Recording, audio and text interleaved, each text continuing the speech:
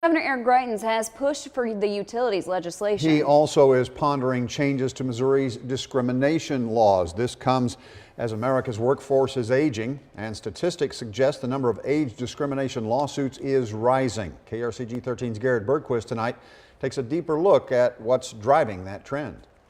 Purely human perspective. Arturo Hernandez has represented both employees and employers in age discrimination cases.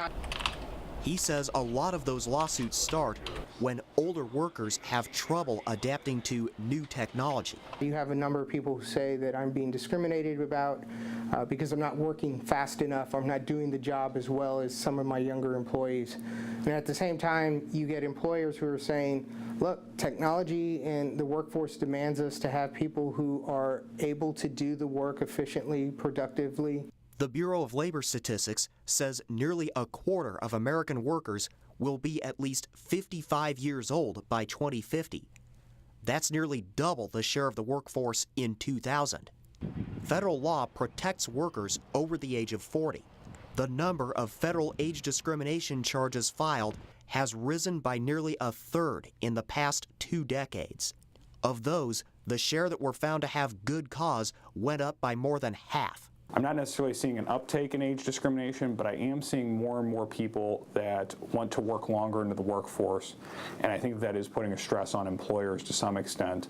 Ryan McDaniels says many of the cases he's handled started when an employer simply wanted new blood. If the decision to terminate those older workers in favor of the younger workers was at least contributed to by the older workers' age, yes, you've committed a human rights violation.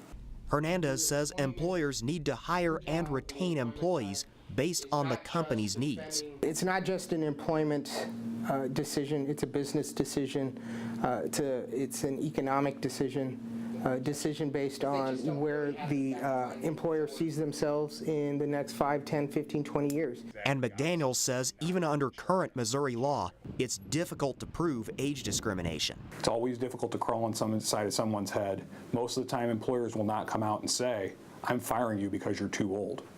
You have to look at who got hired to fill that position after the fact. Hernandez and McDaniels both say you should talk with an attorney if you think you've been discriminated against because of your age.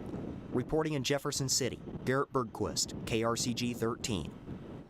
Federal age discrimination laws apply to any employer with 20 or more employees. You will find studies on the workforce and age discrimination with this story on our website, krcgtv.com.